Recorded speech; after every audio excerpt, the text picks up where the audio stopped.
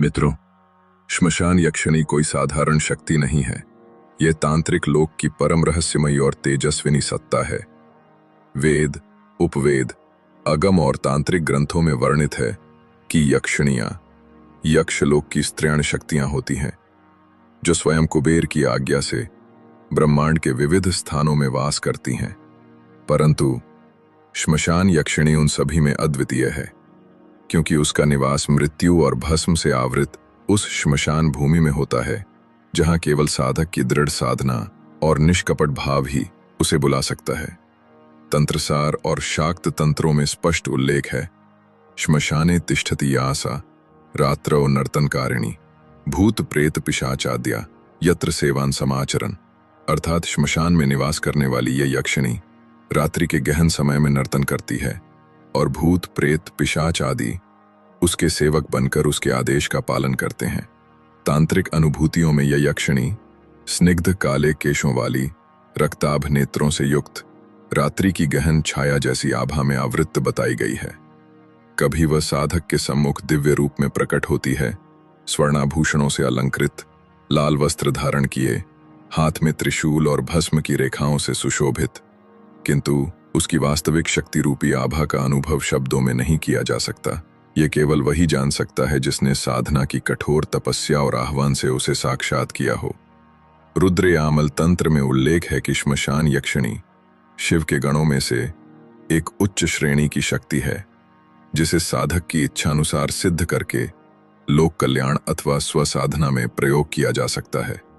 गुह्यकाली तंत्र में कहा गया है, या श्मशाने निवसति या सिद्धानाम परायणम सा यक्षिणी महाशक्ति ही साधकेभ्यः प्रदायिनी। अर्थात श्मशान में निवास करने वाली ये यक्षिणी महान शक्ति है और केवल उन साधकों को वरदान देती है जो शुद्ध चित्त और दृढ़ संकल्प वाले होते हैं। श्मशान यक्षिणी की कृपा से साधक को अदृश्य लोक की अनुभूति होती है। वो भूत प्रेत पिशाच और यक्ष गंधर्वों से संवाद कर सकता है। भौतिक संसार में भी उसके संकेत से गुप्त धन, छिपे रहस्य और भविष्य की घटनाओं की स्पष्ट दृष्टि प्राप्त होती है।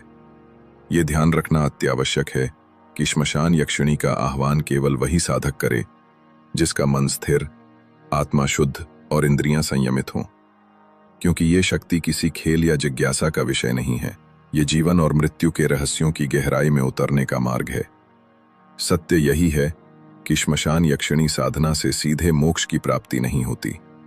ये साधना भौतिक, अलौकिक और तांत्रिक लाभ देती है, लेकिन आध्यात्मिक मुक्ति या परमात्म स्वरूप में विलीन होने का मार्ग नहीं है। आइए इसे स्पष्ट और प्रामाणिक रूप से समझते हैं। श्मशान यक्षिणी भोग और सिद्धि की अधिष्ठात्री शक्ति है, न कि मुक्ति या ब्रह्मज्ञान की। वो साधक को गुप्त ज्ञान, अदृश्य सहयोग, धन, भोग, खजाने, भविष्य ज्ञान और कई प्रकार की तांत्रिक सिद्धियां देती है। परंतु वो स्वयं भी भौतिक लोक की बंधनकारी शक्ति है, जो साधक को भोग में ही बांधे रखती है। तंत्रसार और तंत्र चूड़ामणि में स्पष्ट लिखा है, भोगार्थम साधकः यक्षिणीं संपूज्य वशीकरोति किंतु तया न मोक्षः प्रदीयते। अर्थात साधक भोग हेतु यक्षिणी को साधे, परंतु उससे मोक्ष की प्राप्ति नहीं होती। कुलार्णव तंत्र में भी उल्लेख है कि यक्षिणे आदि देवताः साधकं भोगे स्थापयन्ति न तो ब्रह्म विद्याम प्रददाति। अर्थात यक्षिणी और ऐसी देवियां साधक को भोग और सिद्धि देती हैं, लेकिन ब्रह्म विद्या यानी आत्मज्ञान नहीं देती। मोक्ष का अर्थ है जन्म मरण के चक्र से मुक्त होना, आत्मा का परमात्मा में लीन होना और अहंकार, इच्छा तथा भोग से परे होना। लेकिन यक्षिणी साधना इच्छाओं को बढ़ाती है, कम नहीं करती। भोग और शक्ति में आसक्ति पैदा करती है, मन को बाहरी शक्तियों पर निर्भर बनाती है। इसलिए ये मार्ग बंधनकारी है, मुक्तिदायक नहीं। यदि कोई साधक यक्षिणी साधना करता भी है तो उसे केवल भौतिक स्तर पर लाभ मिलते हैं। मोक्ष प्राप्त करने के लिए उसे गुरु के मार्गदर्शन में महाविद्या साधना करनी चाहिए, जैसे तारा, त्रिपुर सुंदरी, काली की साधना अथवा ज्ञान योग, भक्ति योग या वेदांत मार्ग अपनाना चाहिए। केवल भगवती की शरणागति ही मोक्ष दिला सकती है। श्मशान यक्षिणी उन 16 प्रधान यक्षिणियों में से एक है जिनका वर्णन तंत्रसार, गुह्यकाली तंत्र और काम रूपीय तंत्र जैसे प्राचीन ग्रंथों में मिलता है। यह यक्षिणी किसी साधारण साधक के लिए नहीं, अपितु केवल उन साधकों के लिए है जो निडर, संयमी और पूर्ण गुरु दीक्षा प्राप्त होते हैं। रुद्रयामल तंत्र में वर्णित है, श्मशाने स्थिता या देवी यक्षिणी च महाबला तस्या स्मरण मात्रेण सिद्धिर्भवती नान्यथा। अर्थात वह देवी जो श्मशान में निवास करती है, स्मरण मात्र से साधक को अदृश्य सिद्धियों की प्राप्ति कराती है। काली कुलार्णव तंत्र में उल्लेख है कि श्मशान यक्षिणी उन साधकों को प्रकट होती है जो दीर्घ काल तक व्रत, संयम और तांत्रिक नियमों का पालन करते हैं। वह केवल उन्हीं को स्वीकारती है जिनका मन भय, मोह और लालच से रहित होता है। ग्रंथों में श्मशान यक्षिणी का वर्णन अत्यंत भयानक और रहस्यमयी है। वह नग्न शरीर, गजमुक्ताभूषित, रुधिराभिषिक्त के रूप में प्रकट होती है। उसके नेत्र अग्नि समान और वाणी गर्जना के समान होती है। किंतु यह स्वरूप भयभीत करने के लिए नहीं, बल्कि साधक की परीक्षा के लिए है। सिद्ध साधक के लिए वही यक्षिणी दिव्य रूप में सुवर्णाभूषित, कोमल वाणी वाली देवी के रूप में प्रकट होती है। श्मशान यक्षिणी के पास 3 मुख्य शक्तियां होती हैं। पहली, अदृश्य गमन, यानी साधक अदृश्य होकर किसी भी स्थान पर जा सकता है। दूसरी, भविष्य ज्ञान, यानी साधक को भविष्य की घटनाओं के संकेत और स्वप्न प्राप्त होते हैं। तीसरी, संपत्ति और खजाने की प्राप्ति, अर्थात वह गुप्त खजानों की ओर साधक का मार्गदर्शन करती है, लेकिन केवल तब जब साधक लोभ से रहित हो। श्मशान यक्षिणी तंत्र शास्त्र में एक अति दुर्लभ और परम रहस्यमयी सत्ता मानी गई है। यह साधारण यक्षिणी नहीं, अपितु श्मशान की अग्नि, भस्म और तांत्रिक ऊर्जा से उत्पन्न वह शक्ति है जो मृत्युलोक और प्रेतलोक के मध्य सेतु का कार्य करती है। रुद्रयामल तंत्र, यक्षिणी तंत्र और गुह्य तांत्रिक संहिताओं में उसका स्वरूप अत्यंत विचित्र एवं भयानक कहा गया है। वह रक्तवर्णा, अर्धनग्ना, श्मशान भस्म से अभिषिक्त, मुंडमाला धारण करने वाली, त्रिशूल और खप्पर धारिणी है। वह साधक के सम्मुख केवल तब प्रकट होती है जब साधक का मन भय से रहित, संकल्प से दृढ़ और साधना में निष्कपट हो। श्मशान यक्षिणी की शक्ति अन्य यक्षिणियों की अपेक्षा अत्यंत प्रबल मानी गई है। वह साधक को केवल सांसारिक लाभ ही नहीं, बल्कि आत्मिक जागरण भी प्रदान कर सकती है। इन प्रमाणों से स्पष्ट है कि यह शक्ति साधक के साथ छल नहीं करती। वह साधक की आंतरिक अवस्था के अनुसार अपनी ऊर्जा प्रकट करती है। श्मशान यक्षिणी की साधना में सबसे बड़ा रहस्य उसकी परीक्षा है। वह साधक को भय, मोह और क्रोध के माध्यम से परखती है। कभी वह साधक के सम्मुख रुदन करती हुई प्रेतिनी का रूप धारण कर सकती है, तो कभी रक्त और हड्डियों के भयानक दृश्य दिखा सकती है। यह परीक्षा साधक के मनोबल की जांच होती है। जो इस परीक्षा में सफल हो जाता है, वही उसकी कृपा का अधिकारी बनता है।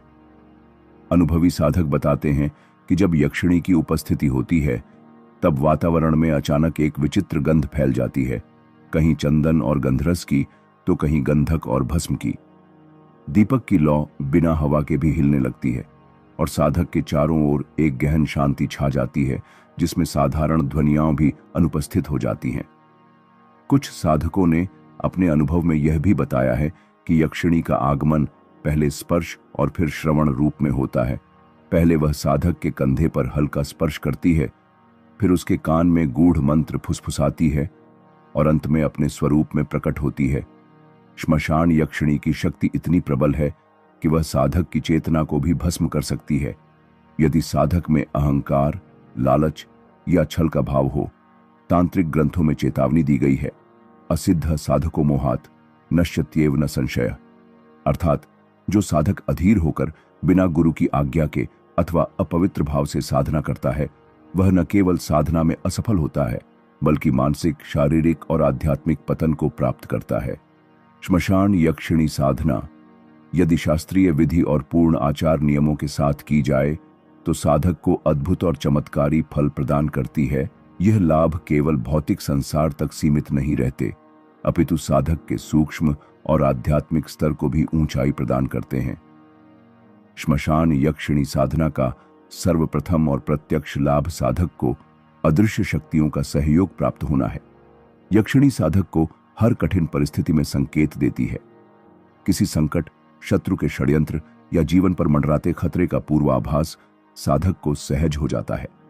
कभी कभी यक्षिणी स्वयं रक्षक रूप धारण कर साधक के चारों ओर अदृश्य कवच का निर्माण कर देती है।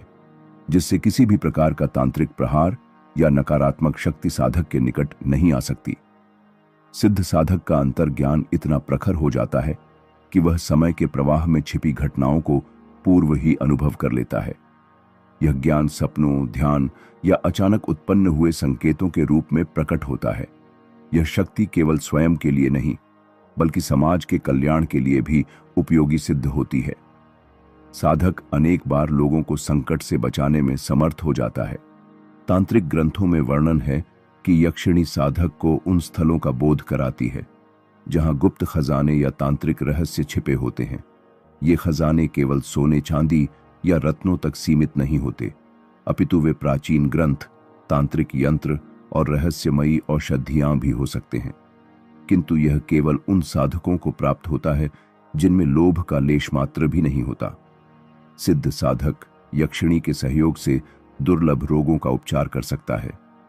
कई बार यक्षिणी साधक को औषधियों के उपयोग की जानकारी देती है जो सामान्य लोगों को ज्ञात नहीं होती।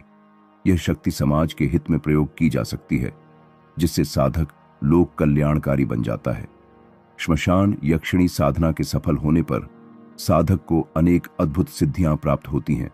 स्तंभन शक्ति यानी किसी भी नकारात्मक ऊर्जा या शत्रु को रोकने की क्षमता, आकर्षण शक्ति अर्थात अपनी वाणी और विचारों से लोगों को प्रभावित करने की सामर्थ्य, वशीकरण शक्ति, लेकिन यह शक्ति केवल धर्म और कल्याणकारी कार्यों के लिए ही फलित होती है, अन्यथा साधक को भीषण दंड का सामना करना पड़ता है।